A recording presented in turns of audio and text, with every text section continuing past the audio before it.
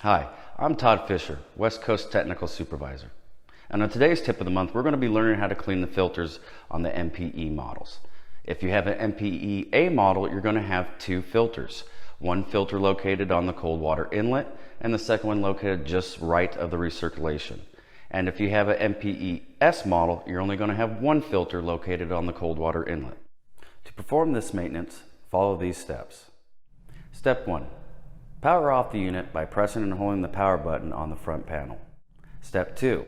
Isolate all easy valves, your cold water inlet, your hot water outlet, and if you have a recirculation line, that one as well.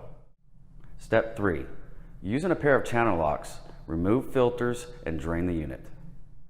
You can clean the filters by using 1. Water, 2. Compressed air, or 3. A brush.